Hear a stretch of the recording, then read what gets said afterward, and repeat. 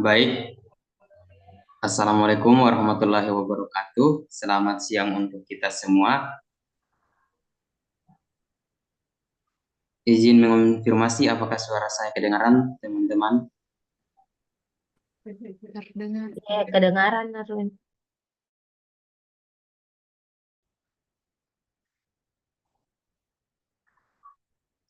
Apakah suara saya kedengaran? Iya, kedengaran Jarwin. Baik, terima kasih. Ya, selamat siang, Prof. dan juga teman-teman sekalian. Pada perkuliahan pengembangan instrumen pertemuan kali ini, saya bersama dengan Saudara Budiman berkesempatan untuk Iya, eh, Rin. Kedengaran. memaparkan apa yang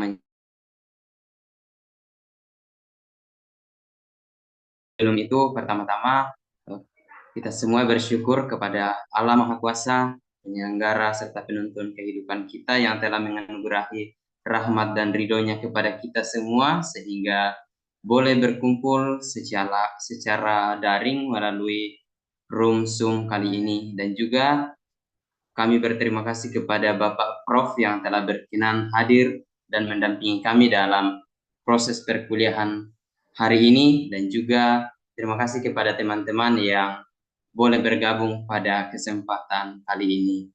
Adapun materi yang akan kami paparkan pada siang hari ini berbicara tentang pengembangan instrumen.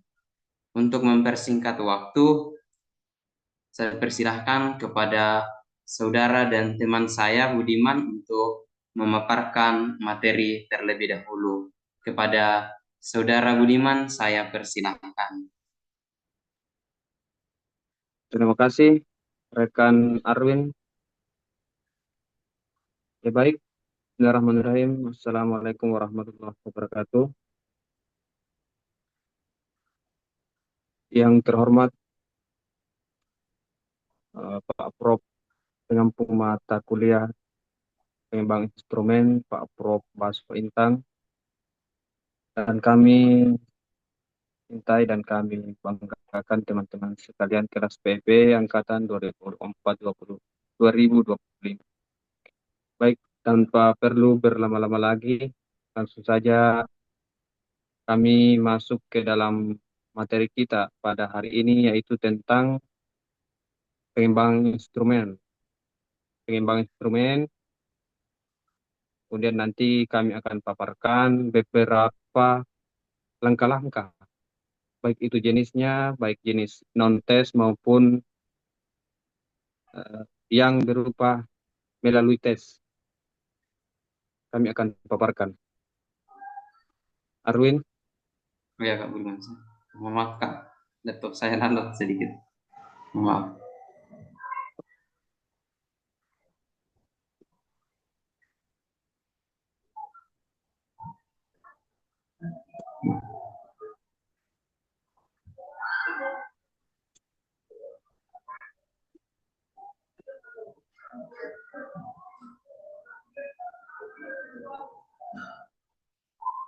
Izin konfirmasi Kak Budi, apakah sudah kelihatan Kak? sudah kelihatan slide 2. Coba slide 2. Aduh,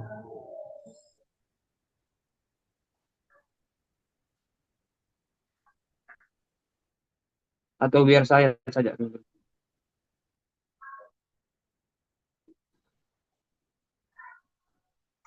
apakah kelihatan Kak Budi? Slide kedua.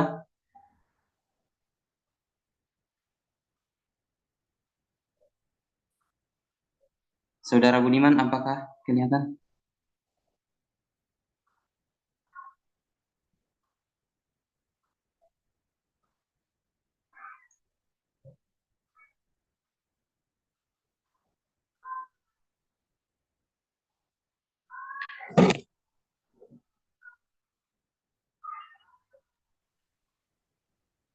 Udah nyala kapan mic-nya nih, Saudara Lagi Budiman? diaktifkan Saudara Budiman. Oh baik, minta maaf sebelumnya. Jadi tugas kami kali ini yaitu pengembang instrumen tentang instrumen non-tes dan tes.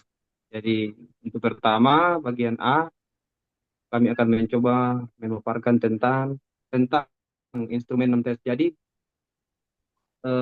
tes itu ada dua, itu instrumen non-tes dan tes. Nah, non-tes itu biasanya dalam penilaiannya itu biasanya berupa angket, berupa panduan wawancara, panduan observasi dan lain sebagainya. Nah, ada beberapa non-tes yang biasanya dipakai di para guru maupun para dosen ataupun para siswa atau siswa yang biasanya dipakai di sekolah-sekolah, dipakai oleh peneliti, dipakai oleh mahasiswa. Baik ada yang berupa portofolio, ada unjuk kerja, ada proyek, kemudian ada juga self assessment, kemudian ada juga penilaian sikap dan lain-lain. Nah, ini berupa non-tes biasanya itu yang dinilai itu berupa yang kalau tes itu biasanya yang terlihat, non-tes ini biasa yang tidak terlihat, seperti bakat seseorang, soft skill-nya, kemudian vocation skill-nya, dan lain-lain. Nah, langsung saja di nomor 1, untuk langkah-langkah untuk menyusun instrumen non-tes ini ada beberapa langkah, ada 12. Nah, untuk sebelum kita membuat instrumennya, terlebih dahulu kita akan mengkaji teori. Nah, di sini umpamanya kita atau calon penguji atau evaluator mengumpulkan literatur, baik itu dari jurnal-jurnal online, artikel, kemudian ada buku-buku, ada buku fisik maupun buku-buku PDF, dan dari penelitian-penelitian sebelumnya. Kemudian, nah setelah sang evaluator atau sang penguji atau calon penguji itu setelah terkumpul tadi literatur-literatur atau jurnal buku dan penelitian-penelitian sebelumnya, dia kemudian mengidentifikasi konsep utama atau teori-teori apa saja yang dipakai dalam melakukan atau membuat instrumen non-tes tersebut. Kemudian setelah tadi sudah ada teori yang sudah fix atau sudah positif yang akan diambil, teori apa yang akan diambil, kemudian ada yang dinamakan konstruk. Konstruk di sini, definisi konsep menjelaskan konsep utama yang akan diukur berdasarkan kajian teori. Kemudian yang kedua, bentar, kurang.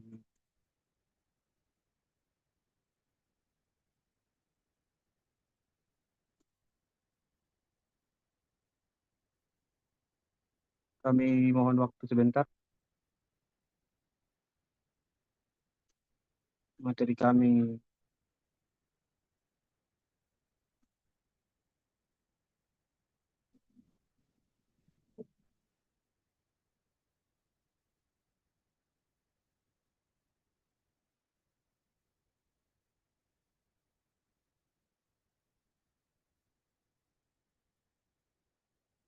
Nah, yang kedua yaitu menyusun kisi-kisi ini menjadi panduan dalam penyusunan butir instrumen. Konstruk ini merupakan dasar dalam penyusunan instrumen karena menentukan bagaimana konsep yang diukur diterjemahkan ke dalam variabel yang dapat dianalisis. Tahap ini terdiri dari dua aspek, definisi konsep. Konsep adalah penjelasan teoritis tentang suatu variabel. Nah, dari tadi beberapa literatur, baik dari jurnal, buku, dan penelitian sebelumnya, setelah ada konsep, dan itu dapat diukur. Nah, langkah-langkahnya dalam definisi konsep ini, mengumpulkan referensi ilmiah, kemudian mengidentifikasi aspek utama, menentukan cakupan konsep, menulis definisi berdasarkan teori. Nah, contoh definisi konsep yang dapat diambil di sini adalah umpamanya kalau kita mau mengukur motivasi belajar sang siswa atau satu kelas, maka di sini telah tadi beberapa observasi dari internet, dari jurnal. Nah, kita menemukan konsep, yaitu tentang motivasi belajar. Konsepnya Rian dan Desi tahun 2000. Konsepnya itu motivasi belajar adalah dorongan internal dan eksternal yang mempengaruhi seseorang untuk mencapai tujuan pembelajaran. Kemudian kalau umpamanya juga contohnya kalau kita mau menguji non-tes tentang kecerdasan emosional, kita mendapatkan konsep Goleman tahun 1995 mendefinisikan kecerdasan emosional sebagai kemampuan mengenali, memahami, dan mengelola emosi sendiri serta orang lain. Kemudian yang tadi definisi operasional adalah pernyataan konkret yang menjelaskan bagaimana konsep tersebut diukur dalam penelitian. Langkah-langkahnya yaitu mengidentifikasi indikator pengukuran, kemudian menyesuaikan dengan metode pengukuran, apakah menggunakan teknik kuesioner, wawancara, observasi, atau tes. Kemudian tiga, menetapkan satu atau skala pengukuran. Misalnya, apakah kita memakai skala dikotomi atau politomi. Tahu skala Likert, ada penilaian 1 atau sampai 5. Kemudian bagian 3, mengembangkan dimensi indikator, yaitu menguraikan konsep menjadi dimensi-dimensi yang spesifik. Kemudian yang kedua, menentukan indikator yang relevan untuk setiap dimensi. Kemudian bagian keempat, membuat kisi-kisi instrumen. Nah, kisi-kisi instrumen adalah pedoman yang digunakan dalam penyusunan butir penelitian. Kisi-kisi memastikan bahwa semua aspek yang akan diukur telah terwakili dalam instrumen secara sistematis dan seimbang. Adapun tujuan penyusunan kisi-kisi di sini yaitu yang pertama membantu peneliti menyusun butir instrumen yang terarah sesuai dengan variabel penelitian. Kemudian yang kedua, memastikan keterwakilan indikator agar setiap aspek yang ingin diukur tercakup. Yang ketiga atau tujuan yang ketiga adalah mencegah penyusunan butir yang menyimpan dari tujuan-tujuan penelitian, pengukuran. Yang keempat, memudahkan proses validasi oleh pakar dan analisis data.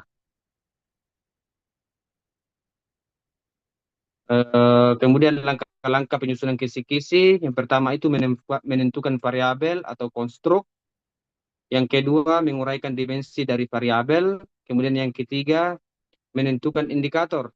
Nah, indikator di sini adalah yang dapat diukur dari setiap dimensi. Tentunya itu motivasi intrinsik, ketertarikan terhadap materi pembelajaran. Kemudian contoh yang kedua, motivasi ekstrinsik, pengaruh dari lingkungan, guru, orang tua, dan teman. Kemudian yang keempat, menentukan nomor butir pernyataan. Kelima, menentukan jenis pernyataan. Keenam, memilih skala pengukuran. Lagi-lagi yaitu apakah skala Likert, apakah skala Goodman, yaitu ya atau tidak, apakah skala rating, atau untuk pengukuran tingkat tertentu. Ada bintang 1, bintang 2, bintang 3, 4, dan seterusnya. Next.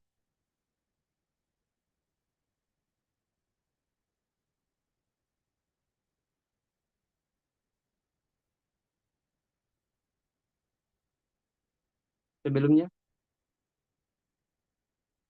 hilang.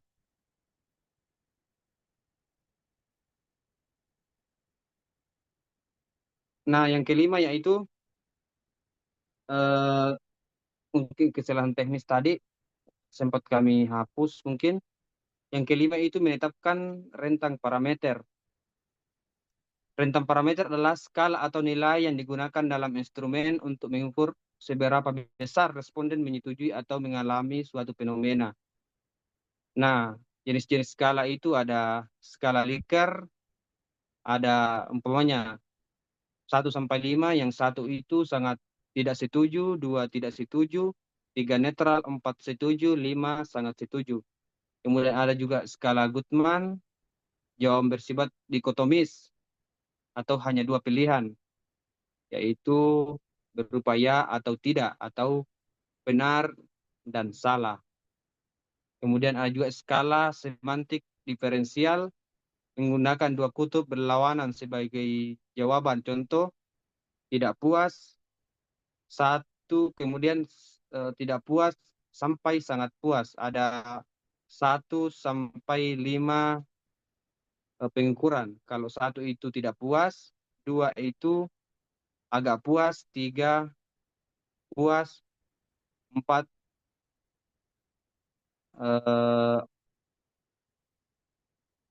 sampai 5 sangat puas. Kemudian skala rating menggunakan angka untuk nilai suatu aspek. Contoh, biasanya itu di kantor-kantor menggunakan kepuasan layanan, atau kalau biasanya di internet itu Grab. Misalnya kita sebagai pelanggan, kita memberikan bintang sesuai kenyamanan kita atau sesuai kepuasan kita dari pelayanan sang driver. Kemudian yang selanjutnya,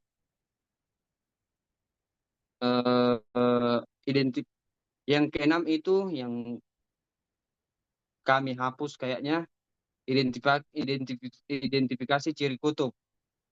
Ciri kutub dalam instrumen merujuk pada penentuan arah pernyataan, yaitu positif atau negatif. Hal ini penting untuk menghindari bias jawaban, terutama dalam kuesioner. Ini dikhususkan dalam non-tes berbentuk kuesioner. Nah, jenis kutub dalam pernyataan ada 1, pernyataan positif. Responden yang memiliki variabel tinggi cenderung memberikan skor tinggi. Contoh, saya senang mengikuti pelajaran di sekolah. Pernyataan negatif, responden yang memiliki variabel tinggi cenderung memberikan skor rendah. Contoh, saya merasa belajar adalah hal yang membosankan. Itu berafiliasi atau mengarah ke penilaian atau ke sikap yang negatif atau tidak. Nah, tujuan menentukan ciri kutub di sini yaitu yang pertama, mencegah biasnya jawaban. Jika semua pernyataan positif, responden cenderung memilih jawaban yang sama tanpa berpikir kritis. Nah, di sini terutama bagi siswa-siswa yang kurang atau tidak senang menal.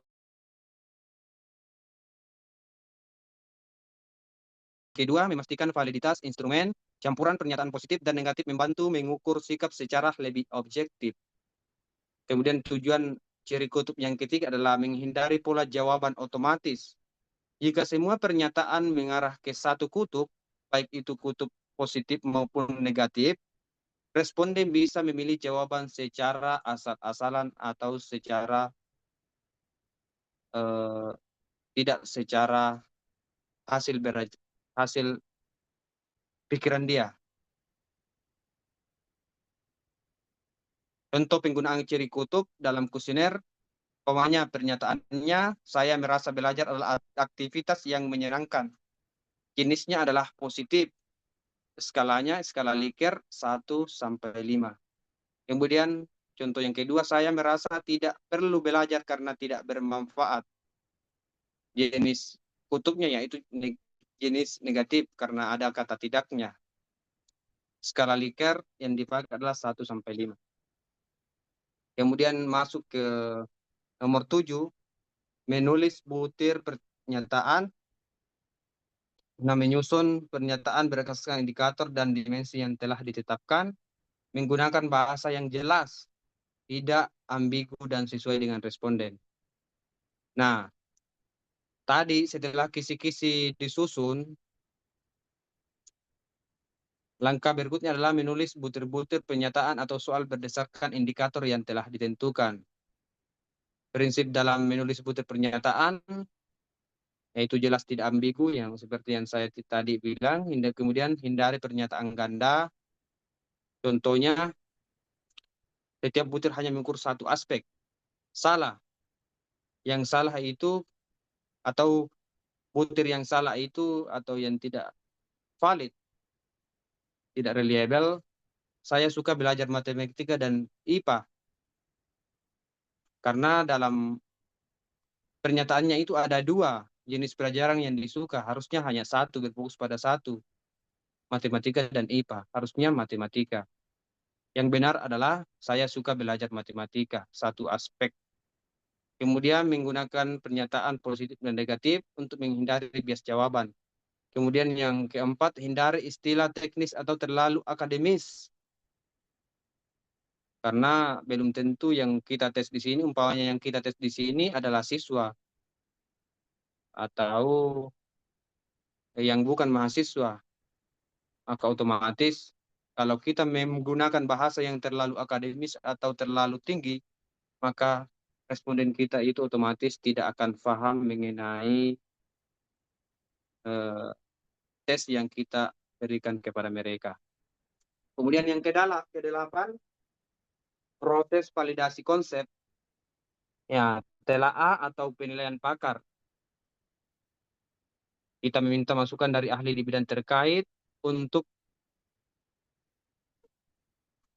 menilai kejelasan dan kesesuaian instrumen. Nah, butir instrumen ditinjau oleh ahli. Ahli yang dimaksud di sini adalah yang dapat memberikan validitas atau penilaian, yaitu misalnya itu dosen, peneliti, atau pakar-pakar atau ahli di bidang masing-masing. Kemudian aspek yang dikaji yaitu biasanya terkait kejelasan bahasanya atau sesuai dengan kaidah-kaidah yang kita gunakan dalam KBBI. Kemudian kesesuaian dengan teori. Nah, teori yang kami maksud yaitu berdasarkan hasil observasi. Kemudian dan relevansi butir dengan indikator. Kemudian panel ahli, diskusi bersama tim peneliti atau kelompok pakar untuk menguji substansi dan kelayakan butir instrumen. Tim pakar mendiskusikan dan memberi masukan sebelum instrumen diuji coba. Jika ada butir yang tidak sesuai atau kurang sesuai, dilakukan revisi sebelum ke tahap uji coba empiris. Umpamanya, hasil validasi konsep. Butir yang valid bisa digunakan dalam uji coba instrumen. Butir yang tidak valid perlu diperbaiki atau sekalian dihapus. Tahapan ini juga sangat intim atau penting agar instrumen memiliki validitas isi dan layak dalam penelitian. Kemudian ke-9, next.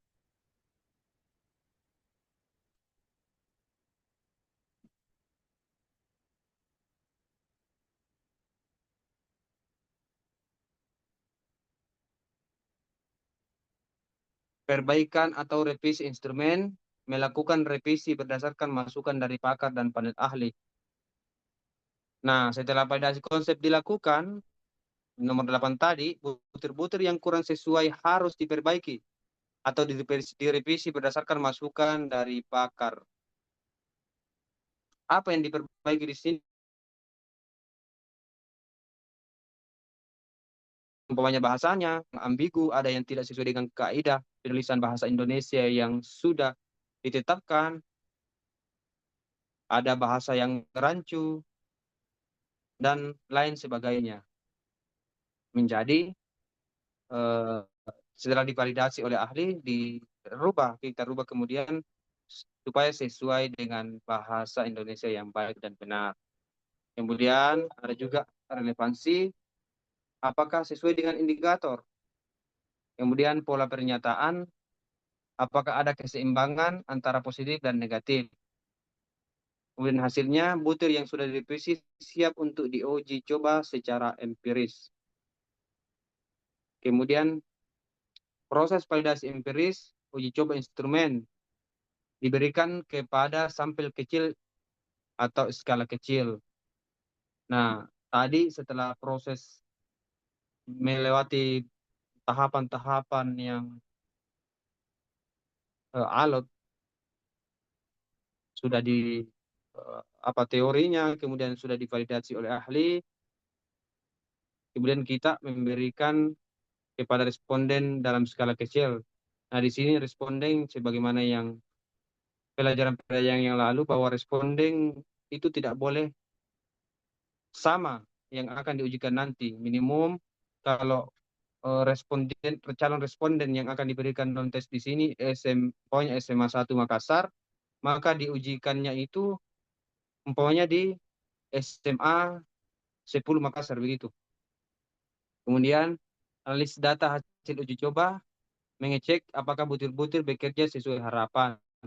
Kemudian uji validitas dan reliabilitas menggunakan analisis statistik untuk memastikan instrumen akurat dan konsisten. Hasilnya, butir yang valid dipertahankan, butir yang tidak valid diperbaiki dan dibuang. Kemudian yang ke-11, next. Seleksi butir valid. Nah, setelah validasi empiris, langkah berikutnya adalah memilih butir-butir yang benar-benar valid untuk digunakan dalam penelitian. Bagaimana cara memilih butir valid? Yaitu uji validitas, memeriksa apakah butir instrumen benar-benar mengukur apa yang seharusnya diukur. Kemudian uji reliabilitas, mengecek apakah instrumen konsisten jika digunakan berulang kali. Kemudian yang ketiga, membuang butir yang tidak valid. Jika suatu butir memiliki korelasi rendah dengan variabel yang diukur, maka perlu perbaikan akan dihapus. Hasilnya setelah dilakukan beberapa cross-check tadi, maka hanya butir-butir yang terbukti valid dan reliabel yang akan digunakan dalam penilaian utama. Kemudian 12, perakitan instrumen. Langkah terakhir adalah menyusun butir-butir yang telah lolos seleksi ke dalam bentuk instrumen yang siap digunakan.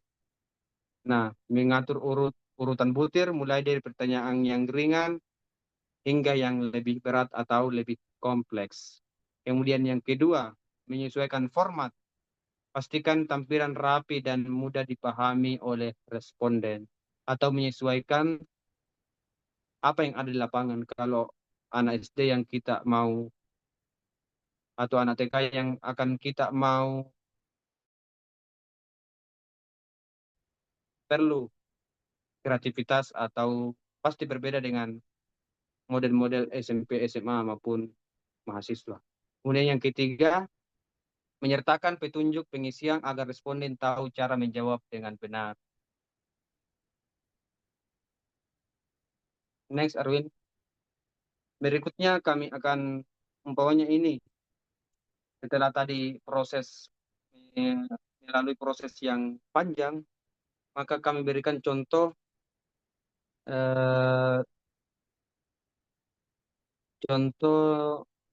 non tes di sini. Contohnya penilaian diri.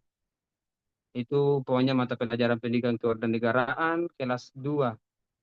Standar kompetensi 4, kompetensi dasar 4,1. Langsung saja ke tabelnya. Di sini dapat kita lihat bersama. Dan ini sudah valid. Sudah diadakan validitas dan reliabilitas. Dapat kita lihat bersama contoh yang kami berikan. Next, Arwin.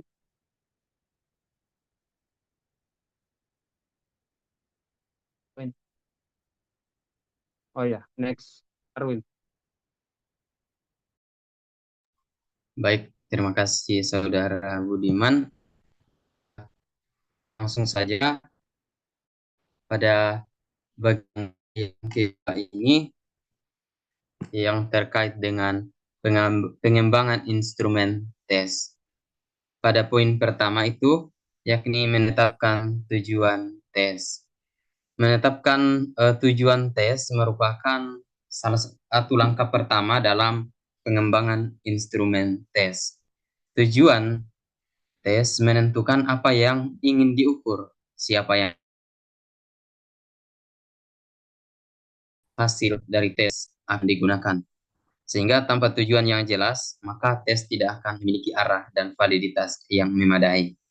Oleh karena itu, dalam menetapkan tujuan tes, ada beberapa langkah-langkah yang perlu diperhatikan bersama. Yang pertama yakni terkait dengan identifikasi kebutuhan dari pengukuran itu sendiri. Dalam hal ini tentu kita akan diperhadapkan terhadap suatu pertanyaan bahwa apa yang ingin dicapai dalam tes ini. Contohnya, apakah tes ini bertujuan untuk mengukur kemampuan akademik, kepribadian, minat, ataupun keterampilan tertentu. Selanjutnya yang kedua, menentukan sasaran tes, di mana hal ini sangat penting juga bahwa siapa yang akan menjadi subjek dari tes tersebut. Apakah misalnya siswa, karyawan, pasien, dan sebagainya.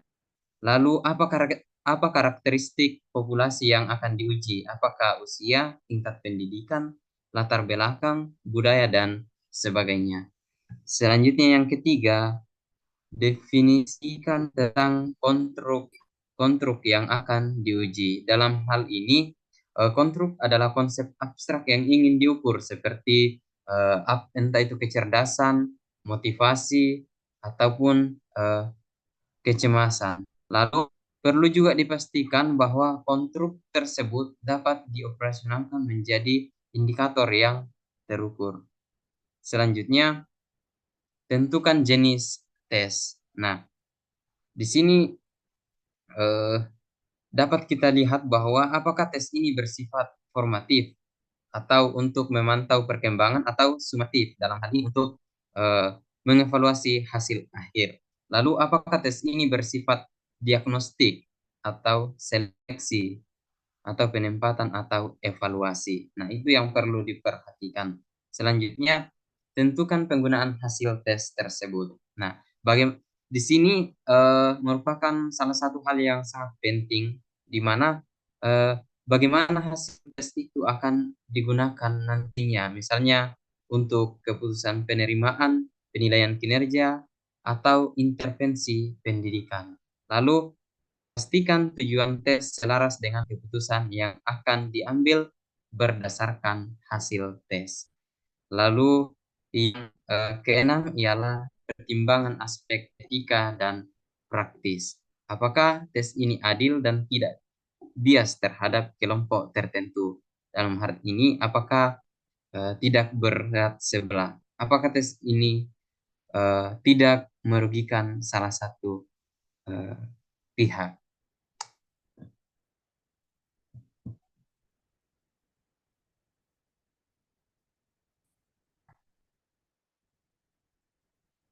Contohnya yang kedua yakni analisis kurikulum. Dalam analisis kurikulum ini merupakan suatu proses mengkaji dan mengevaluasi komponen-komponen kurikulum untuk memastikan bahwa tujuan pendidikan tercapai. Nah, dalam hal ini adapun yang menjadi bahan kajiannya meliputi mengkaji bahan ajar, buku referensi, dan dokumen-dokumen lain untuk memastikan keterpaduan materi. Nah, selanjutnya dalam analisis kurikulum ada dalam konteks pendidikan ada yang namanya standar kompetensi dan kompetensi dasar. Nah, kompetensi dasar itu bersifat luas dan mendasar. Kemudian menjadi acuan untuk mengembangkan kompetensi dasar. Lalu menggambarkan hasil belajar yang diterapkan pada akhir suatu periode pelajaran. Misalnya, pada mata pelajaran matematika SMP, standar kompetensinya ialah memahami konsep bilangan bulat dan pecahan, serta mampu menerapkannya dalam pemecahan masalah sehari-hari. Artinya bahwa standar kompetensi ini ialah suatu keinginan yang akan menjadi output dari mata pelajaran tersebut.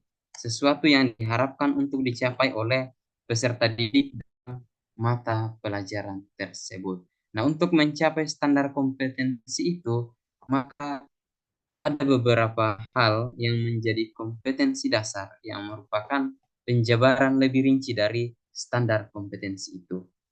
Nah, kompetensi dasar ini lebih spesifik dan terukur dibandingkan standar kompetensi, lalu menjadi dasar untuk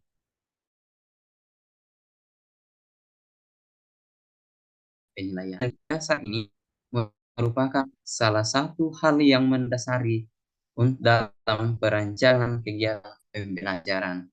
Nah, dalam hal ini kompetensi dasar menggambarkan kemampuan minimal yang harus dicapai peserta didik. Nah, contohnya mata pelajaran matematika pada jenjang pendidikan SMP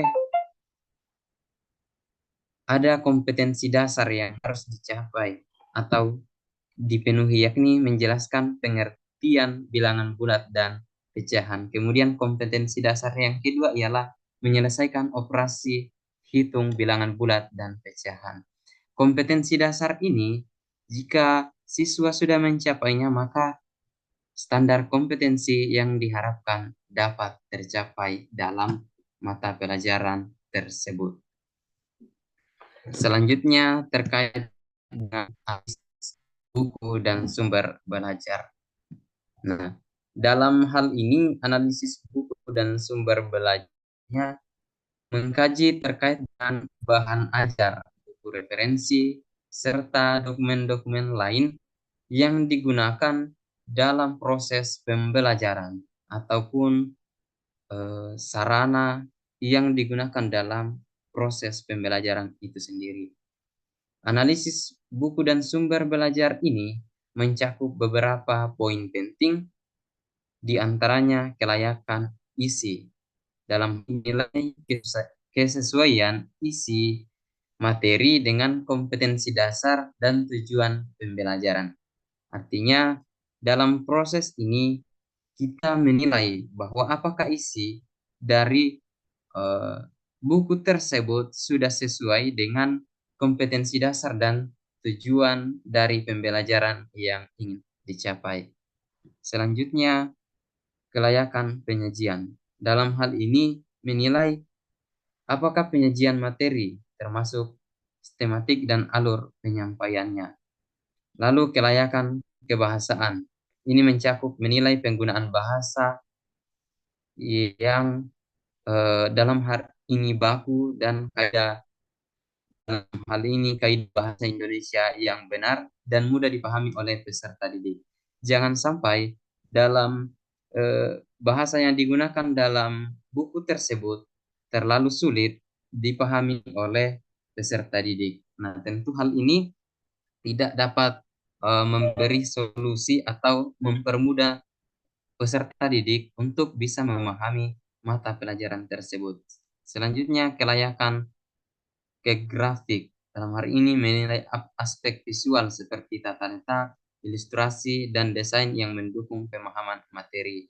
Dalam artian bahwa seringkali orang mengatakan bahwa gambar pun ikut berbicara. Artinya bahwa dengan melihat gambar, seseorang juga atau melihat visual atau ilustrasi juga itu dapat mempermudah seseorang memahami apa yang sedang ia baca.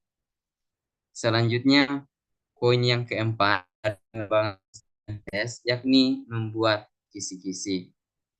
Nah, sebuah kisi-kisi dikatakan baik jika memenuhi kriteria berikut. Yang pertama itu mewakili seluruh kompetensi dan materi yang akan diujikan. Dalam hal ini dapat mewakili secara keseluruhan atau komprehensif dari kompetensi dan materi yang akan diujikan. Hanya konsisten antara kompetensi, indikator, dan soal yang dibuat. Artinya bahwa jangan sampai materi yang diajarkan beda dengan indikator ataupun materi yang telah diajarkan. Selanjutnya, jelas dan operasional agar mudah dipahami oleh penyusun soal. Artinya bahwa kisi-kisi ini alangkah lebih baiknya dibuat dengan jelas sehingga ketika dalam proses guru penyusun soal tersebut atau dapat lebih mudah menyusun soal tersebut. Selanjutnya, dapat dijadikan acuan untuk menyusun soal yang berkualitas, baik dari segi tingkat kesulitan maupun pemerataan materi. Ya, ini merupakan salah satu hal yang sangat penting bahwa membuat kisi-kisi itu perlu diperhatikan bahwa apakah kisi-kisi ini layak untuk dijadikan sebagai acuan atau pedoman dan membuat soal yang berkualitas. Ya, tentu hal ini berkaitan juga dengan apakah dalam membuat kisi-kisi itu sesuai dengan materi yang diajarkan atau beda materi yang diajarkan, beda juga materi yang dibuat atau digunakan dalam proses penyusunan kisi-kisi.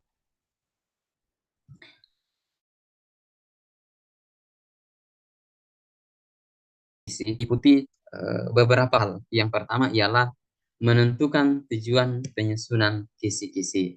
Tentu dalam membuat kisi-kisi kita sudah harus mempunyai tujuan tertentu. Apakah untuk persiapan pembuatan soal ujian semester kalau dalam lingkup sekolah dan lain sebagaimana mestinya. Kemudian mengidentifikasi standar kompetensi seperti yang saya jelaskan di atas tadi dan juga standar kompetensi dan juga kompetensi dasar. Hal ini sangat penting karena ketika kita tidak mengidentifikasi terlebih dahulu standar kompetensi dan kompetensi dasar, maka jangan sampai kisi-kisi yang kita buat itu justru berbeda dengan standar kompetensi dan kompetensi dasar yang kita buat tadi.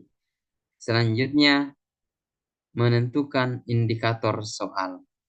Lalu berikutnya menentukan jumlah butir soal dan distribusi materi yang digunakan. Lalu menentukan bentuk soal. Ya, tentu hal ini jelas. Apakah soalnya itu dalam bentuk materi, apakah pilihan ganda atau esai yang biasanya digunakan dalam proses penyusunan kisi-kisi. Kemudian memverifikasi kisi-kisi artinya melihat bahwa apakah kisi-kisi ini yang dibuat ini sudah benar atau apakah ada pada bagian-bagian tertentu terdapat kesalahan, entah itu kesalahan jawabannya ataupun penulisannya. Poin kelima, menentukan indikator. Indikator merujuk pada perilaku atau kemampuan yang harus dimiliki oleh peserta tes setelah melalui proses pembelajaran. Artinya bahwa setelah proses pembelajaran tersebut ada satu atau dua hal yang diharapkan dapat dicapai oleh peserta didik atau peserta tes tersebut.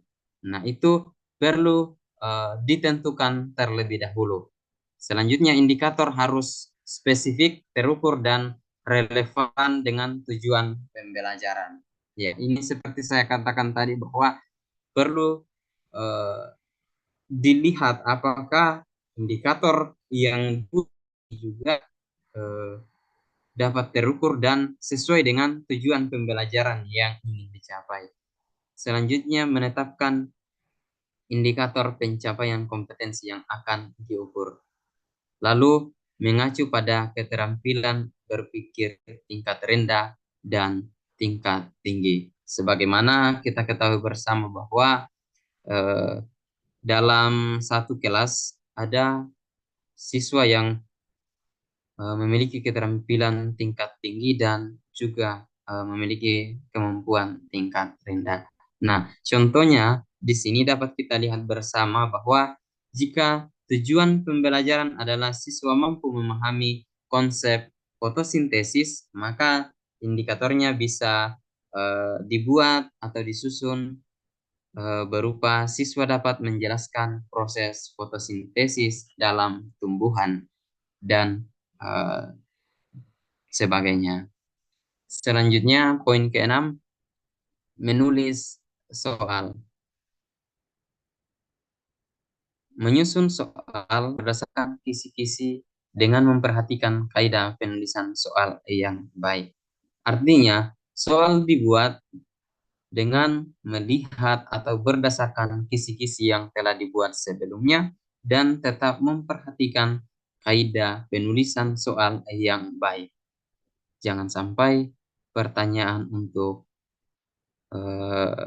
kisi-kisi pertanyaan untuk pilihan ganda, tetapi kita buat dalam bentuk esai. Kemudian soal dapat berbentuk pilihan ganda, isian singkat atau esai. Tentu saya kira ini cukup jelas. Lalu yang ketujuh ialah telaah soal atau validasi konsep. Dalam hal ini dilakukan dengan cara mengundang ahli untuk menilai kesesuaian isi soal, keterpaduan dengan kurikulum, dan kejelasan bahasa. Dalam hal ini, tentu ahli yang diundang untuk menilai soal ini ialah orang-orang yang betul-betul ahli atau menguasai mata pelajaran atau bidang tersebut. Misalnya, ahli materi apakah soal fotosintesis sudah mencakup semua aspek penting, sedangkan ahli evaluasi mengecek apakah soal tersebut sudah memenuhi kaidah penulisan soal yang baik. Ini adalah dua aspek yang perlu diperhatikan.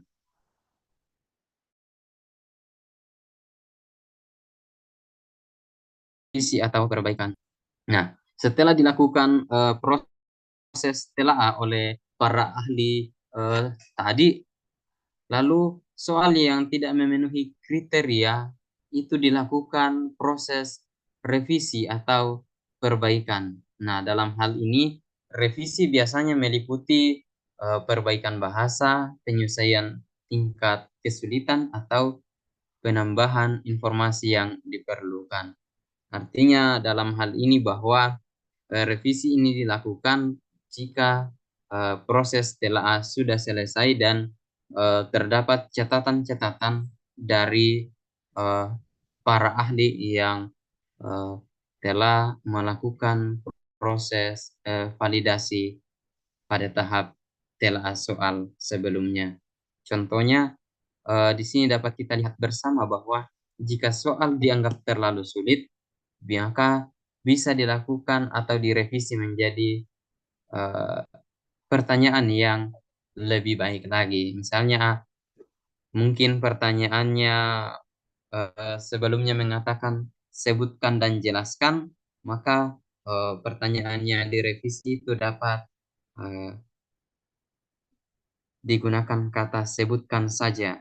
Dalam hal ini tidak perlu dijelaskan. Tentu ini dengan beberapa pertimbangan terkait dengan apakah soal tersebut terlalu sulit atau justru terlalu mudah pun akan tetap dilakukan revisi atau perbaikan pada soal tersebut.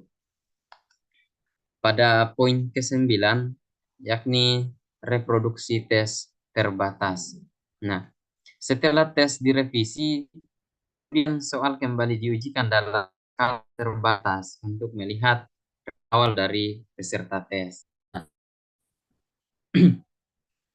Hal ini sangat penting karena membantu untuk mengidentifikasi masalah yang mungkin tidak terdeteksi selama telaah. Artinya bahwa mungkin ada kesalahan-kesalahan itu yang belum ditemukan oleh para ahli pada saat proses menelaah soal. Nah, misalnya soal tentang fotosintesis kemudian kembali diujikan kepada 20 siswa untuk melihat apakah mereka memahami pertanyaan dan apakah jawaban mereka sesuai dengan apa yang diharapkan oleh guru. Ya, ini tentu sangat membantu guru dalam menghasilkan soal yang baik. Selanjutnya, poin yang ke-10, uji coba tes. Dalam hal ini untuk validasi empiris. Proses ini dilakukan dengan melaksanakan tes kepada sampel yang lebih besar. Artinya jika sebelumnya hanya diujikan kepada 20 peserta didik, maka sudah bisa dilakukan pada sampel yang berjumlah 100 dan atau lebih. Nah, data ini dianalisis untuk menentukan apakah tes tersebut benar-benar mengukur apa yang dimaksud, lalu mengumpulkan data jawaban untuk analisis yang lebih lanjut. Nah, di sini dapat kita lihat bersama bahwa soal tentang fotosintesis ini dapat diujikan kepada 100 siswa dan hasilnya dianalisis untuk melihat tingkat kesulitan, daya beda, dan reliabilitas dari soal tersebut. Selanjutnya poin yang ke-11 yakni analisis hasil uji coba atau uji validitas dan reliabilitas. Analisis hasil uji coba ini meliputi pemeriksaan validitas. Dalam hal ini, apakah tes yang dibuat tersebut betul-betul mengukur apa yang seharusnya diukur. Yang kedua itu reliabilitas. Dalam hal ini terkait dengan konsistensi hasil dari tes tersebut. Lalu analisis ini dapat menggunakan metode statistik seperti analisis item respon teori atau classical test teori. Saya kira ini juga jelas. Selanjutnya poin yang ke-12 atau poin yang terakhir itu memilih soal yang valid dan reliable untuk tes akhir. Artinya setelah diverifikasi melalui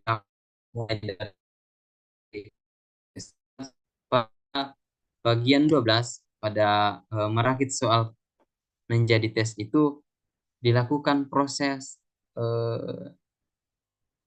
memilih tes yang valid dan reliable untuk dijadikan tes akhir. Lalu menyusun format tes dengan petunjuk yang jelas bagi peserta. Dalam hal ini bahwa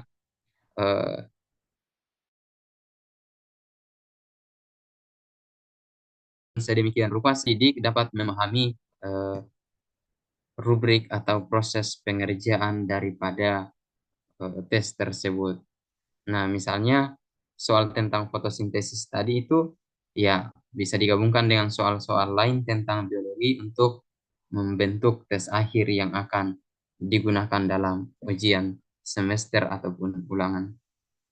Nah, demikian Bapak Prof dan teman-teman sekalian presentasi kami bersama dengan Saudara Budiman dalam materi pengembangan instrumen non-tes dan pengembangan instrumen tes. Apabila ada kesalahan kata yang mungkin tidak layak dan sepantasnya kita dengar, kami mohon dimaafkan dan saatnya kami membuka sesi tanya jawab kepada teman-teman yang ingin bertanya terkait dengan penjelasan kami mengenai materi ini.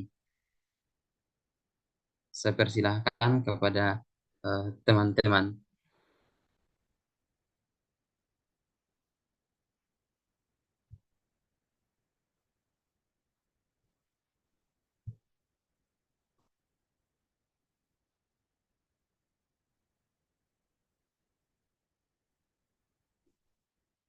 Ya, silahkan Saudari Suci Aulia, mohon bantuannya Saudara Budiman untuk mencatat.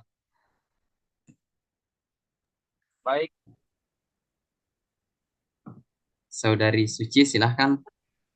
Bismillahirrahmanirrahim. Terima kasih atas kesempatan yang diberikan. Tadi telah dijelaskan pada langkah-langkah instrumen non-tes, yaitu ada dua kutub dalam pembuatan instrumen non-tes itu menentukan dua kutub, yaitu jenis kutubnya tadi positif dan negatif. Yang ingin saya tanyakan, dalam membuat suatu tes pada instrumen non-tes ini, adakah perbandingan dalam membuat pernyataan yang bersifat negatif ataupun bersifat positif? Apakah ada perbandingan tertentu? Apakah dia mungkin 50-50%, 50 pernyataan negatif 50% kah, atau di pernyataan positif juga 50%, ataukah di pernyataan positif lebih besar dan di pernyataan negatif itu presentasinya lebih kecil, ataukah dalam membentuk sebuah pernyataan dalam instrumen non-tes itu, apakah bisa pernyataannya positif semua seperti itu? Apakah pertanyaan saya bisa dipahami? bisa. Mungkin itu pertanyaan dari saya. Terima kasih.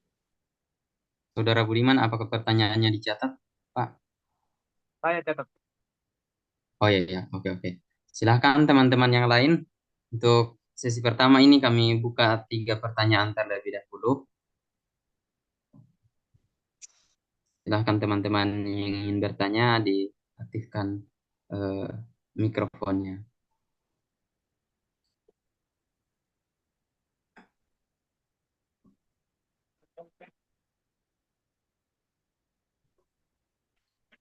Saya mau bertanya.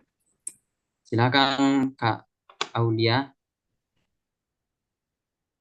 Jadi tadi dijelaskan bahwa setelah revisi instrumen itu diuji cobakan pada skala yang terbatas. Pertanyaan saya, berapa persen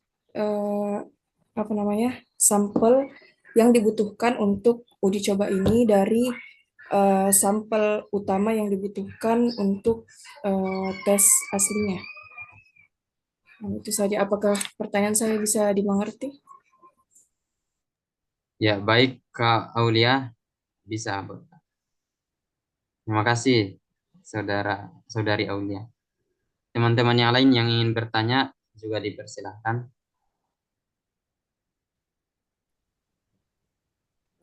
Saya Ya, silakan Saudara Sucipto. baik, Bismillah. Assalamualaikum warahmatullahi wabarakatuh.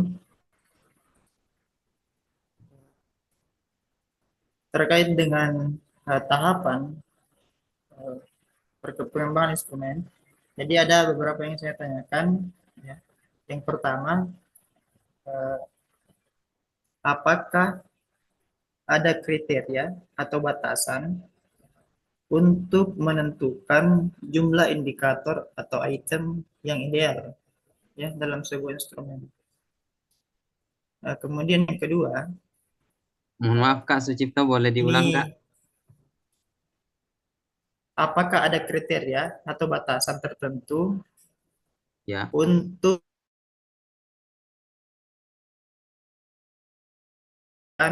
indikator dan item yang ideal dalam sebuah instrumen? Baik. Kemudian yang kedua, ya, ini persoalan yang saya hadapi kemarin, yang mungkin sedikit daripada pembahasan kita, tapi berkaitan insya Allah.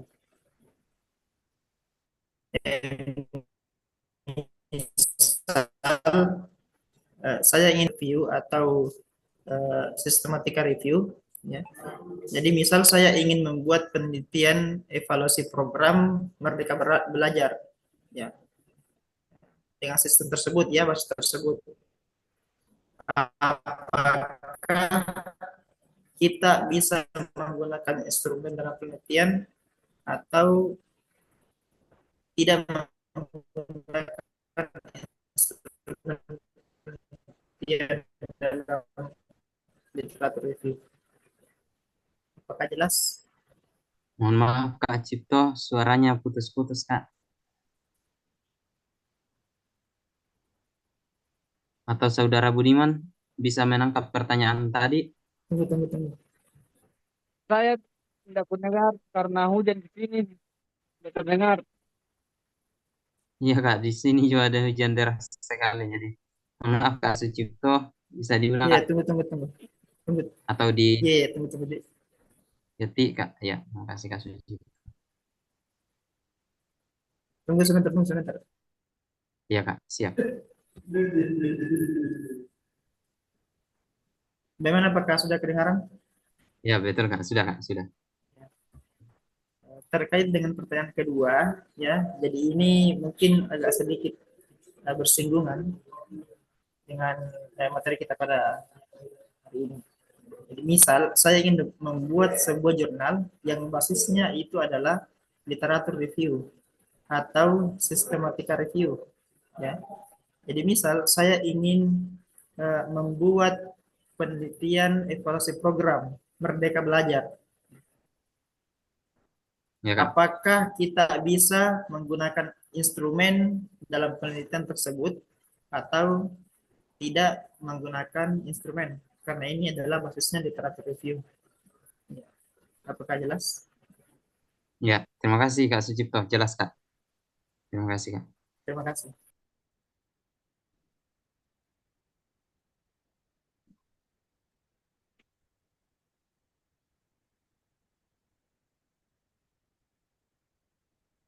Ya, untuk tidak menumpuk pertanyaan yang ada, mungkin saya serahkan kepada Saudara Budiman untuk menjawab beberapa pertanyaan tadi, sembari saya mengecek file materi untuk menemukan jawabannya dari beberapa pertanyaan berikutnya tadi. Silakan Saudara. Baik, terima kasih. Pertanyaan pertama dari saudari Suci Aulia yaitu berkaitan dengan eh, kutub kan di dalam membuat instrumen non-test itu diperhitungkan juga terutama dalam eh, non-test observasi yaitu kutub positif dan kutub negatif. Yang ditanyakan oleh saudari Suci, apakah ada aturan tertentu atau aturan baku yang mengatur hal tersebut? Apakah pakai 50-50 antara positif dan negatif atau 60-40 dan lain-lain? Nah, sejauh yang kami sependek pengetahuan kami bahwa tidak ada aturan baku 50 atau 50, tetapi perbandingan 50-50 maupun 60-40 atau 70-30 sering digunakan sesuai dengan tujuan penelitian. Nah, keseimbangan yang baku membantu mengurangi bias dari jawaban responden di sini.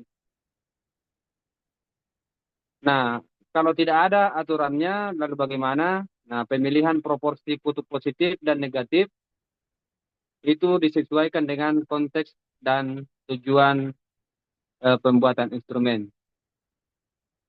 Terima kasih, Saudari Suci. Baik, terima kasih atas jawaban yang diberikan. Paham.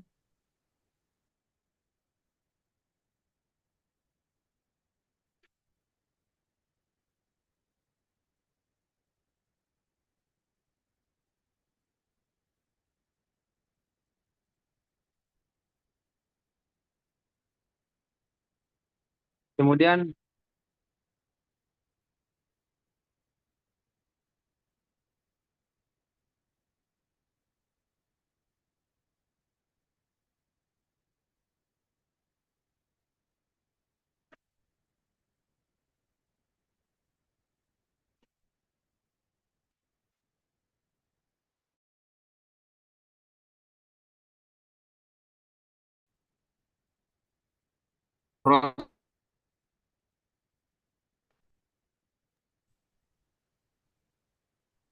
Kak Budiman, Ya, Bu bentar. Aulia.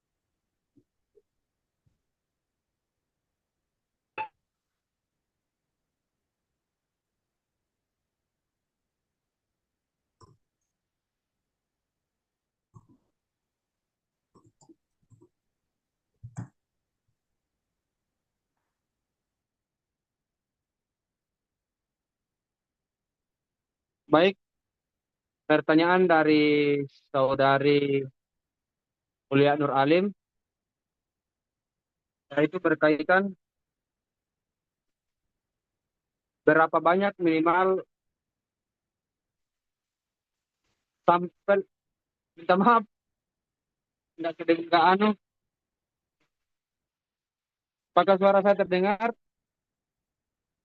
Terdengar. Saya dengar.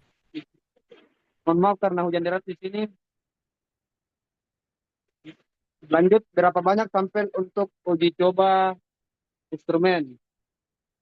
Nah, di sini terbagi-bagi tergantung eh, uji cobanya.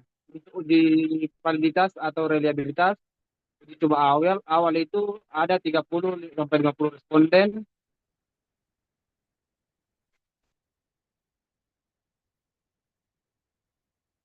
Untuk uji sederhana seperti korelasi person atau alpha from batch, kemudian ada 100 sampai 200 responden untuk EVA, analis faktor eksploratory. Kemudian untuk uji coba skala besar atau validasi akhir ada 200 sampai 500 responden jika menggunakan analisis faktor konfirmatori atau CFA. Kemudian eh, aturan praktis berdasarkan jumlah butir instrumen minimal 5 sampai 10 responden per butir. Misal, jika kuesioner memiliki 20 butir, maka uji coba sebaiknya melibatkan 100 sampai 200 responden.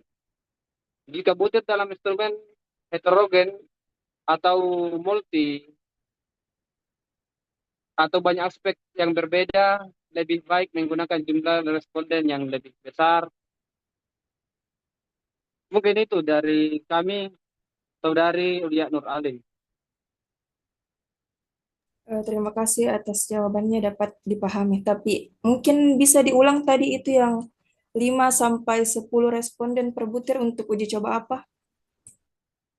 5 sampai res, eh, res, 5 sampai 10 itu untuk per butir. Jadi apabila ada 20 butir soal, maka uji coba sebaiknya melibatkan 100 sampai 200 responden. 20 kali 5 yaitu 100 atau 20 kali 10 itu 200. Jadi minimal 100 sampai 200 responden. Tetapi bisa lebih banyak. Apalagi kalau soalnya itu heterogen atau banyak aspek yang berbeda. Terima kasih. Ya, terima kasih kembali atas jawabannya, dipahami.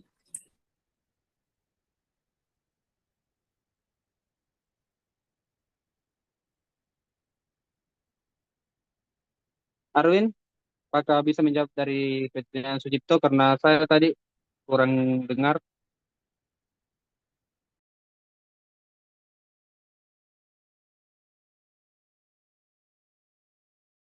Ya, baik Kak Budiman. Apakah suara saya kedengaran Kak? Tes. Ya, kedengaran Jarwin. Oh ya, baik Kak. Saya ingin menjawab pertanyaan pertama dari Saudara Sucipto tadi terkait dengan Apakah ada kriteria atau batasan untuk menentukan jumlah indikator dan item yang ideal dalam sebuah instrumen? Betul, Saudara Sucipto? Pertanyaannya sudah Betul, betul ya? betul, Ya, betul, betul. ya. Eh, Berdasarkan sumber referensi yang ada dari kajian yang telah kami dalami bersama Saudara Budiman, jawabannya ialah ya, ada beberapa eh, kriteria dan batasan yang perlu dipertimbangkan dalam menentukan berapa jumlah indikator dan item yang ideal dalam sebuah instrumen pengukuran. Nah, penentuan ini eh, pengukuran yang baik classical test theory maupun item response theory atau IRT ya, serta tujuan pengukuran yang ingin dicapai. Nah, eh, misalnya kriteria umum dalam menentukan jumlah indikator dan item itu eh, ada beberapa faktor yang perlu diperhatikan. Misalnya landasan teori atau operasionalisasi kontrak. Misalnya jumlah indikator harus mencerminkan cakupan teori yang digunakan untuk menjelaskan eh, kontrol yang diukur tersebut. Lalu kualitas item, bukan hanya kuantitasnya saja. Dalam hal ini, banyak item tidak selalu menentukan baik pula kualitas instrumen tersebut. Lebih baik memilih item yang valid dan reliable saja daripada jumlah itemnya ini yang terlalu banyak tetapi tidak informatif atau tidak spesifik. Lalu penggunaan eh, uji validitas dalam hal ini seperti yang pernah kita pelajari itu CFA atau korelasi antar item uji pakar dan uji reliabilitas juga sangat penting dalam pemilihan item. Demikian yang bisa eh, kami jelaskan Saudara Sucipto.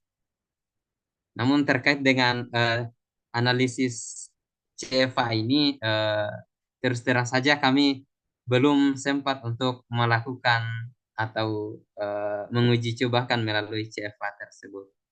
Demikian Saudara Sucipto. Terima kasih.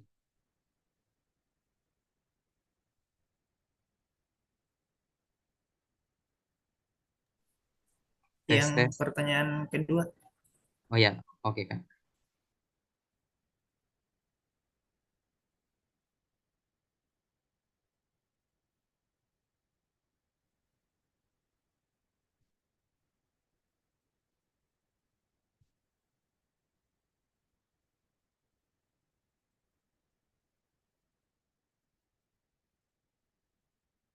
Ya, ini terkait dengan eh, apa namanya tadi itu terkait dengan literatur review ya Kak. Misalnya ingin membuat penelitian evaluasi program Merdeka Belajar, apakah kita bisa menggunakan instrumen dalam penelitian tersebut? Eh, Dalam penelitian berbasis literatur review, terutama jika kita ingin melakukan evaluasi seperti tadi evaluasi program Merdeka Belajar itu, penggunaan instrumen penelitian yang bisa digunakan dalam penelitian eh, ini atau ini bersifat kuantitatif ya seperti kuesioner atau tes. Umumnya tidak perlu digunakan dalam hal ini. Namun eh, bisa juga menggunakan kerangka evaluasi yang sistematis untuk menilai kebijakan atau program berdasarkan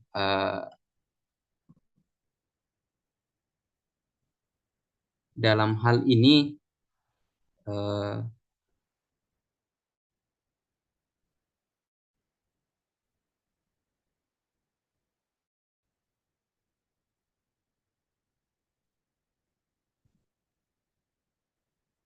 apakah instrumen dapat digunakan dalam literatur review secara langsung, dalam artian bahwa tidak secara langsung seperti dalam penelitian kuantitatif atau survei, namun kita dapat mengadaptasi atau menggunakan instrumen yang telah dikembangkan dalam penelitian sebelumnya untuk membantu menganalisis data literatur. Misalnya, kita bisa menggunakan kerangka evaluasi seperti eh, model chip yang kali lalu Sucipto gunakan itu, yang konteks, input, proses, dan produk itu, atau model evaluasi lain untuk menilai kebijakan Merdeka Belajar berdasarkan temuan dari berbagai kajian literatur kita. Apakah bisa ditangkap Saudara Kak Sucipto? Maksudnya apakah itu bisa digunakan? Ya, Ya, maksudnya mungkin ada dua jawaban ya. Jadi yang ya, pertama bisa jadi tidak bisa bisa jadi tidak digunakan instrumen, atau bisa juga digunakan tapi dengan mungkin tidak beberapa secara langsung. pertimbangan, Ya, tidak secara langsung. ya. Jadi Artinya, ya, begitu kesimpulannya, jadi ya, begitu hasil. tergantung konteksnya kamu. Ya, betul. Jika jawaban kami ini kurang memuaskan, mungkin Bapak Prof nanti dapat memberikan jawaban yang lebih jelas supaya ini menjadi pertanyaan besar bagi kita semua, karena kami juga ini masih istilahnya agak kebingungan terkait dengan hal ini. Mungkin kami butuh pendalaman lebih mendalam nanti dari.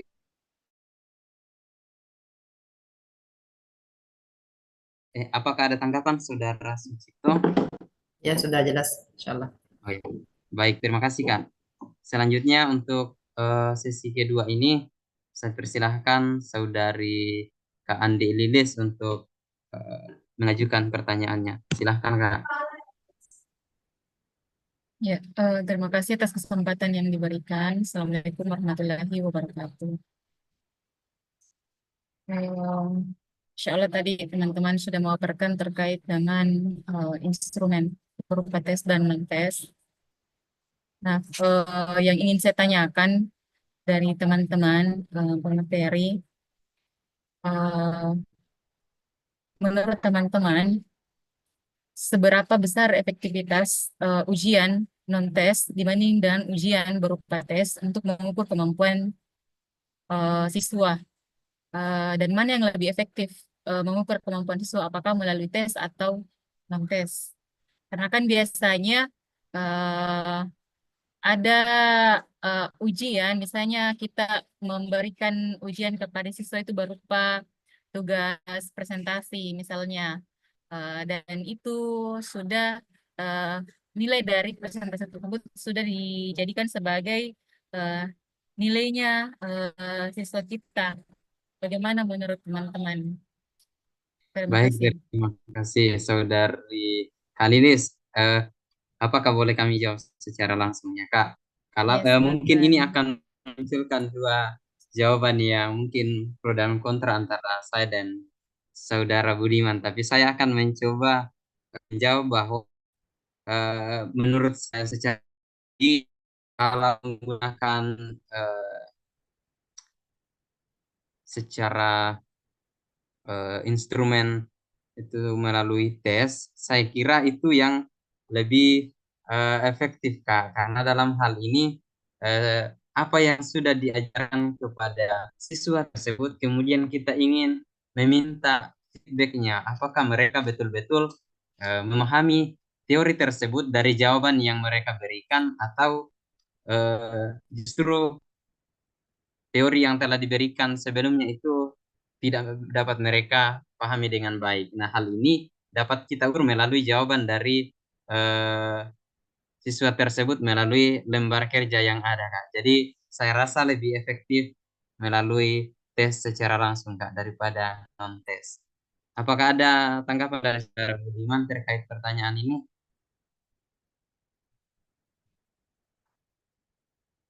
Ya, terima kasih. Eh, ya, saya sebam dengan Saudara Arwin bahwa di sini tergantung konteks, sebenarnya konteks apa yang ingin dinilai.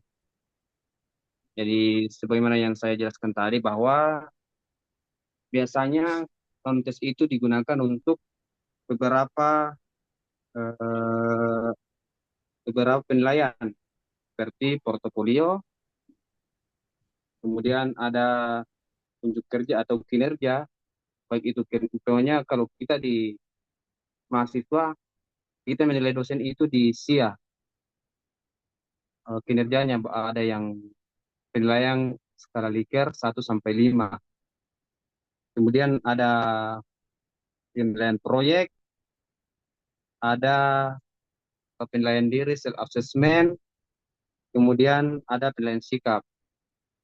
Nah, itu beberapa contoh dari non-tes. Kemudian kalau tes itu biasanya digunakan pada saat ujian tengah semester UTS atau ujian akhir semester. Jadi kalau saudari menanyakan tentang mana yang lebih efektif menurut saya akan menjawab tergantung konteks di sini.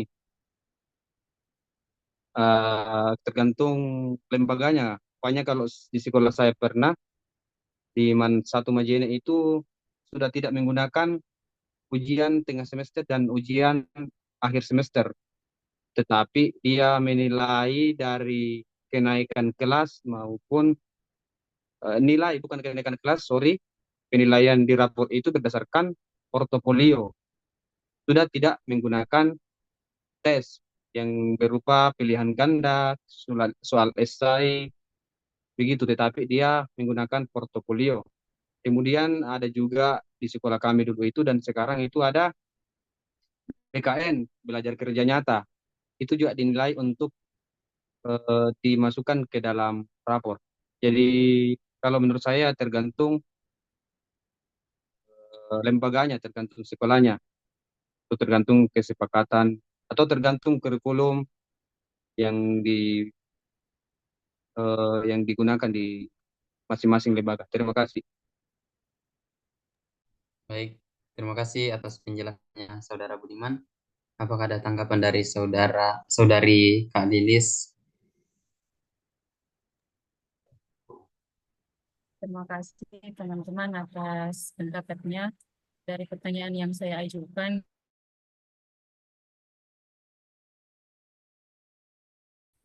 Ke ini ya, ke tes performa atau presentasi seperti itu. Jadi yang saya pikirkan adalah apa ya, penilaian, maksudnya otentik begitu. Kalau misalnya presentasi dibanding dengan mengerjakan tes, tapi em, biasanya kan kalau mengerjakan tes ada yang jujur atau tidak, tapi saya kembali pikirkan, oh tergantung pengawasnya berarti. Terima kasih teman-teman atas pendapat. Terima kasih Saudari Kak Lilis atas diskusi dan pertanyaannya. Untuk teman-teman yang ingin bertanya, silakan. Ya, silakan Saudara Nur Alim. Ya, silakan Pak. Baik, terima kasih banyak kepada moderator khususnya Teh Materi. Uh, Tadi ada langkah-langkah dalam menyusun instrumen non-tes yang dijelaskan oleh Saudara Budiman. Nah, di dalam langkah tersebut ada uji coba soal, uji coba instrumen. Nah, yang saya dengar tadi yang dijelaskan bahwa uji coba instrumen dilakukan dengan sampel yang lain, artinya kelas yang berbeda, misalkan. Yang saya mau tanyakan, apakah ketika ingin melakukan uji coba instrumen, memang prosedurnya harus dilakukan dengan sampel yang berbeda atau bisa dengan sampel kita langsung? Karena secara analogi saya bahwa biasanya ketika kita ingin melakukan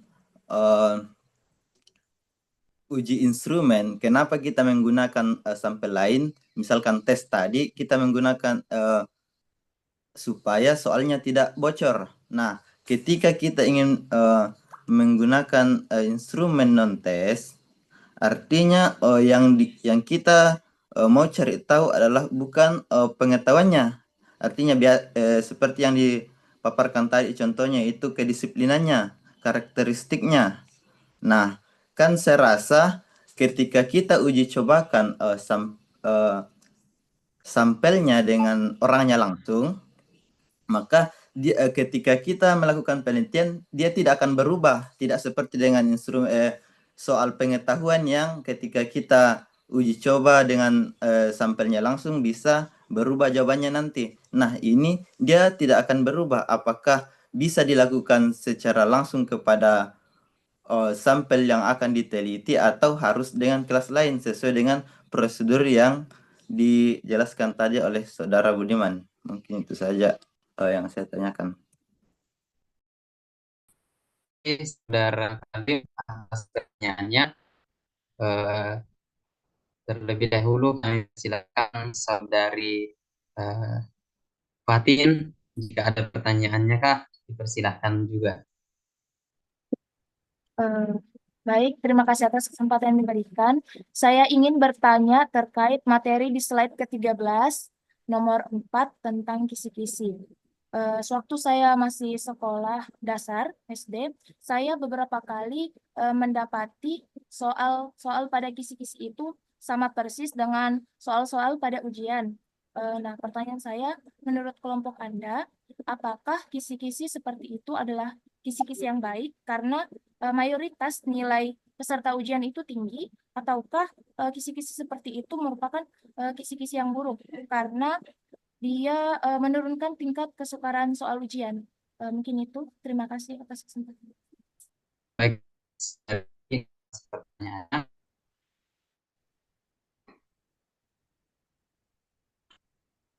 Baik, Erwin, mungkin Ya, silakan Saudara Budiman kalau harus ingin menanggapi, silakan Kak. baik. Kami akan mencoba menanggapi dari pertanyaan Alim terkait apakah di sini mesti uji coba instrumen soal atau uji coba instrumen soal itu harus dilakukan di tempat berbeda.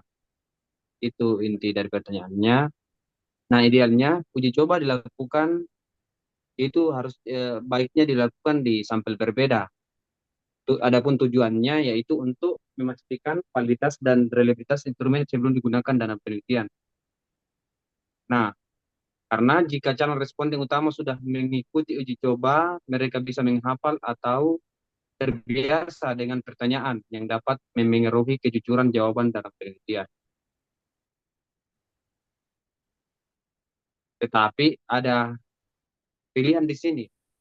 Bisa atau jika terpaksa menggunakan sampel yang sama, umpamanya di SMA 1 Makassar, yang akan diadakan tesnya, tetapi sampelnya atau biasanya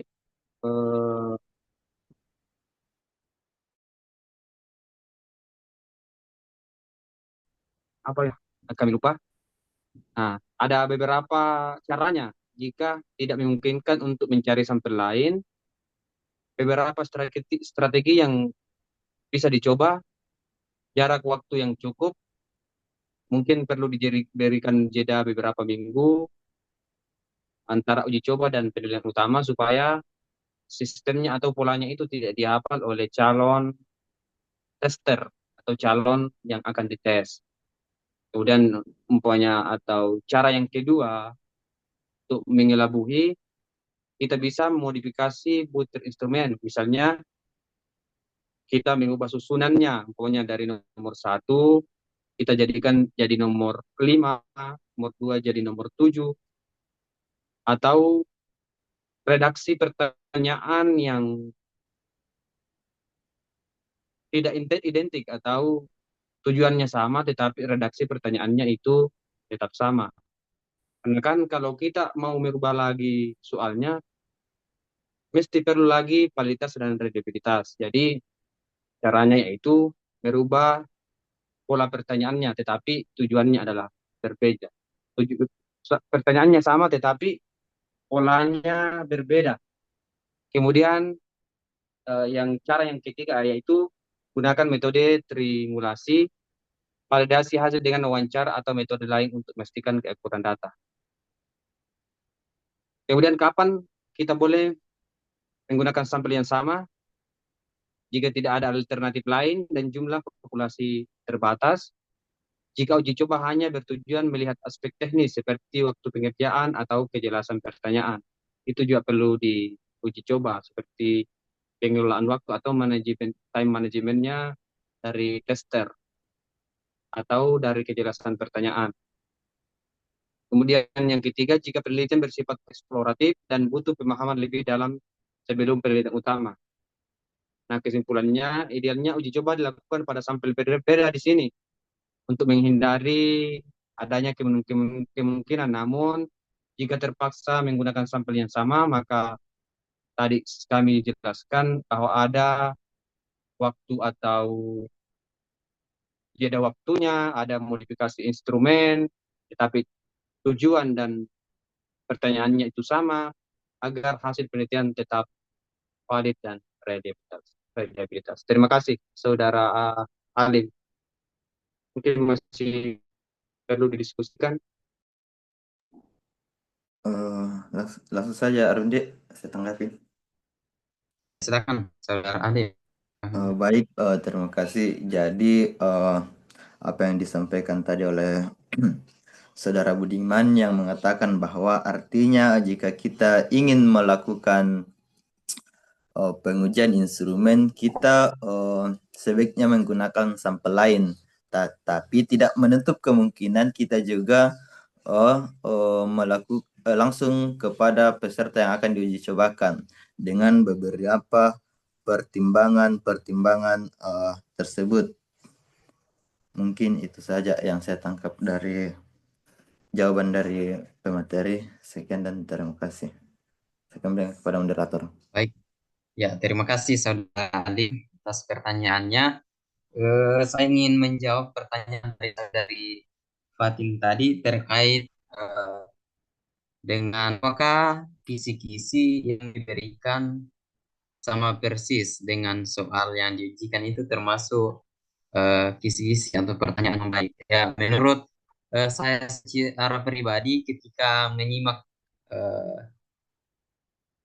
pada slide ke-13 tadi bahwa kisi-kisi itu dikatakan baik jika memenuhi kriteria, yakni mewakili seluruh kompetensi dan materi yang akan diuji. Dalam artian bahwa dalam hal ini kisi-kisi yang dibuat itu tidak secara spesifik juga langsung dijadikan soal nantinya. Karena seperti yang saudari katakan tadi bahwa jika hal itu dilakukan maka kita tidak bisa mengatur, kita tidak bisa menilai apakah kemampuan siswa dalam memahami materi ini sudah baik atau tidak, karena otomatis jawaban yang mereka hafal sesuai dengan kisi-kisi yang diberikan itu tentu tidak berbeda dengan jawaban yang akan mereka kerjakan nanti. Jadi jawaban kami itu termasuk kisi-kisi yang tidak baik. Alangkah jika kisi-kisi yang diberikan ini hanya mewakili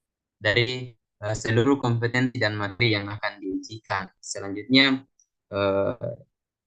juga jika konsistensi antara indikator dan kompetensi itu dalam soal dibuat dengan baik, lalu jelas dan opsional agar mudah dipahami oleh penyusun soal, dan ini yang penting juga bahwa dapat dijadikan acuan untuk menyusun soal yang berkualitas. Artinya bahwa kisi-kisi yang ada ini hanya sebatas dijadikan acuan untuk membuat soal.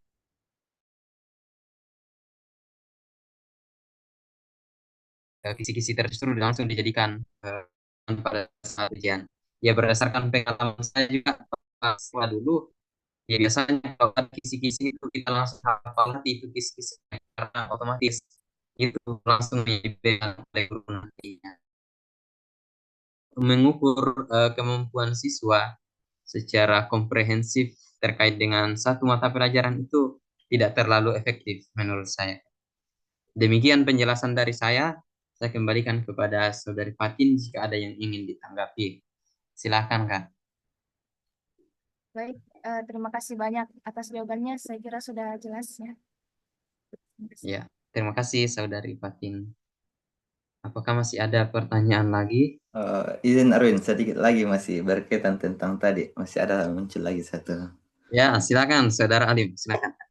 Eh, Setelah saya jawaban tadi dari Saudara Budiman, ternyata saya ingat-ingat ternyata ada sistem instrumen yang non-tes, artinya instrumen penilaian misalkan menilai karakteristik siswa, tetapi yang menilai itu bukan dirinya sendiri, tapi guru menggunakan instrumen tersebut. Toh? Ya. Nah, apakah uji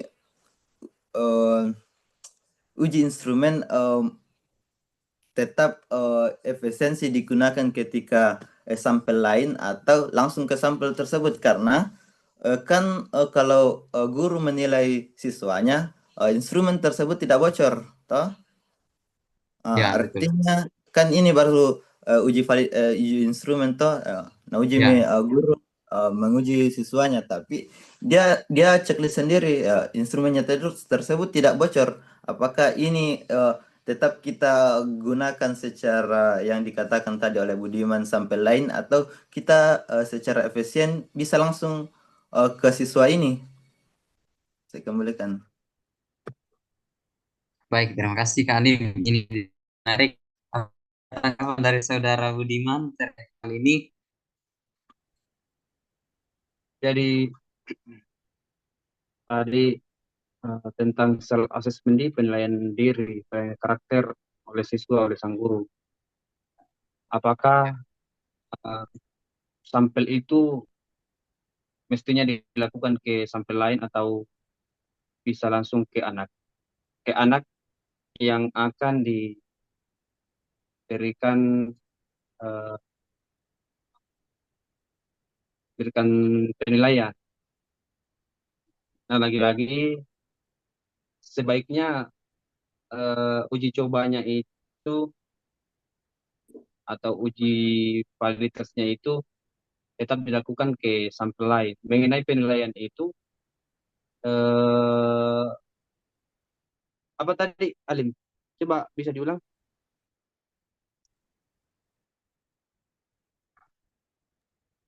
Kan artinya kita sudah ada instrumen toh, tapi kita belum melakukan uji coba. Nah, sedangkan yang dikatakan tadi oleh Budiman, ketakutannya adalah apabila ketika dilakukan uji coba kemudian nantinya dilakukan treatment langsung, nanti instrumennya sudah didapatkan 2 kali, jadi sudah berubah jawabannya, toh. Nah, yang saya tanyakan ini adalah guru yang menilai langsung, artinya si siswa ini tidak tahu sebelumnya bahwa dia sedang dilakukan uji coba dan nantinya akan juga langsung dilakukan penelitian. Kan secara yang ditakutkan tadi, dia perlakuan siswa ini tidak akan berubah. Itu yang saya mau tanyakan. Apakah enggak apa-apa atau tetap kita menggunakan sampel lain? Jadi tesnya di sini berupa tes apa? Tes Misalkan kita ambil penilaian diri contoh ini.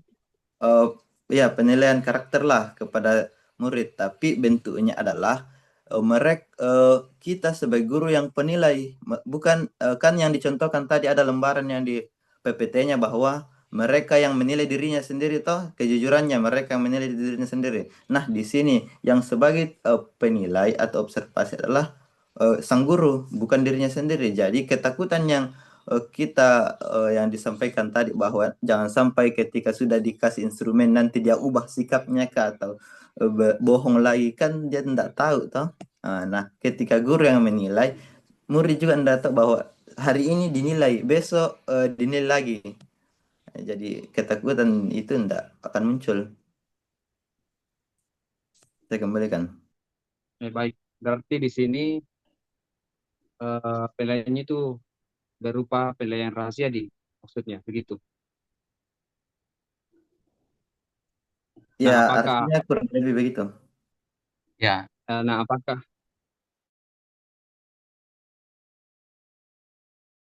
menggunakan sampel? Nah, sependek yang kami ketahui, nah tesnya itu akan tetap diadakan sebelumnya, diadakan validitas dan reliabilitas. Mengenai kebocoran atau apa kekhawatiran tentang kebocoran soal itu,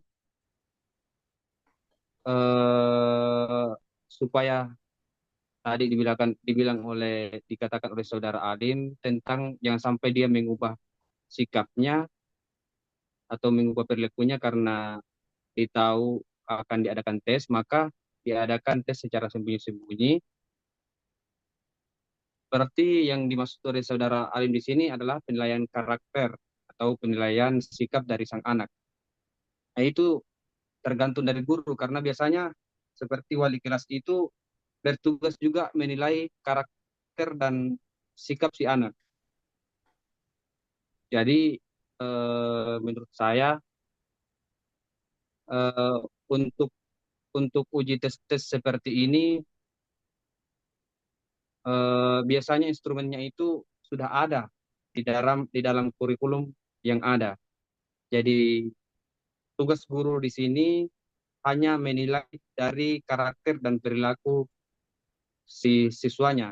Kemudian biasanya juga itu akan tetap bisa dinilai karena ada lembar-lembar penunjang lainnya seperti biasanya eh, itu dapat diukur dengan data seperti kehadirannya di kelas, kemudian ada izinnya, kemudian ada sakitnya, kemudian ada alfanya, sakit dan lain-lain. Itu biasanya tetap bisa diadakan penilaian. Nah, itu tergantung data-data atau data-data yang fakta-fakta yang terjadi sebelumnya. Pokoknya si anak itu malas, maka otomatis tentunya akan memberikan nilai yang lebih rendah daripada siswa-siswa yang rajin. Kemudian kalau banyak izinnya, kemudian banyak sakit dan lain-lain, otomatis lebih rendah dengan peserta didik yang selalu hadir dan selalu mengikuti pembelajaran dan taat akan peraturan yang ada. Terima kasih. Mungkin seperti itu.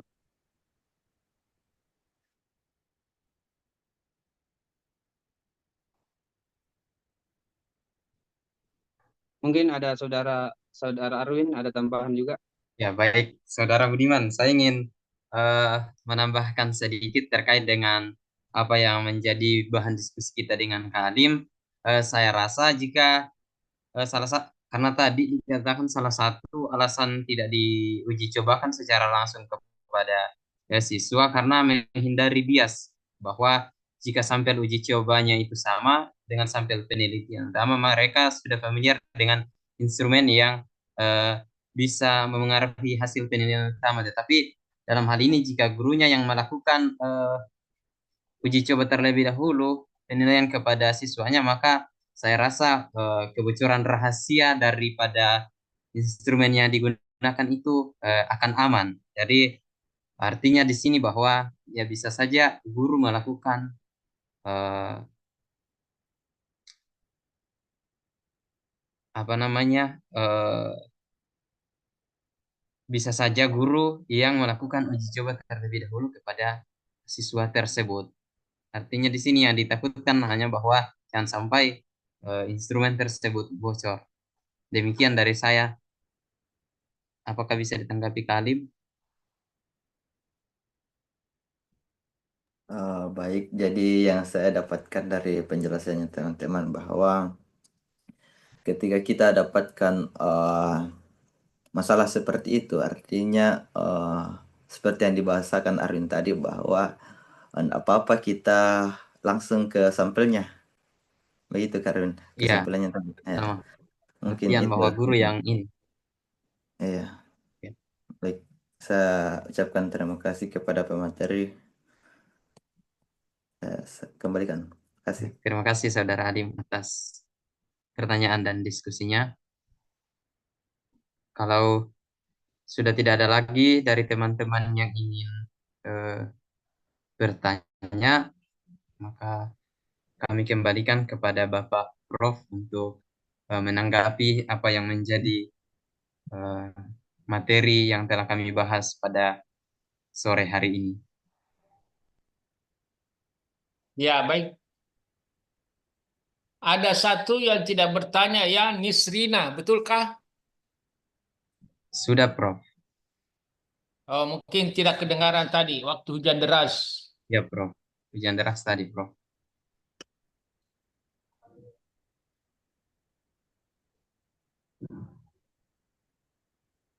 Saya kira tidak ada yang perlu diluruskan, relatif sama. Yang jelas ada juga yang saya dengar itu keseimbangan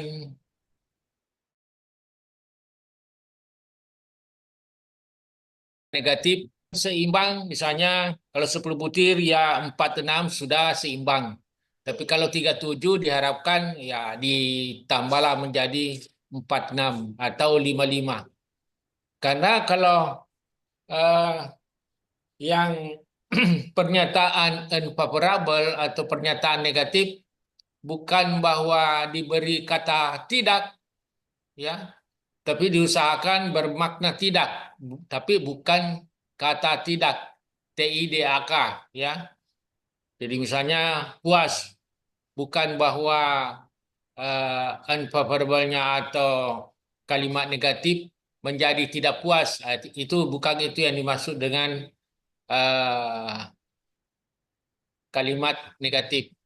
Saya kira itu saja yang saya luruskan. Saya kira dengan selesainya penampilan pertama oleh Arwin dan Budiman, relatif semuanya dijawab dengan benar.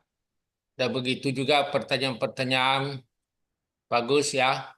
Kita akhiri dengan ucapan hamdalah. Alhamdulillahirabbil alamin. Assalamualaikum warahmatullahi wabarakatuh. Waalaikumsalam Waalaikumsalam warahmatullahi warahmatullahi wabarakatuh. Terima Terima kasih. Prof. Ya, Terima kasih, Prof. sama-sama. Terima kasih. Kita masing-masing live ya.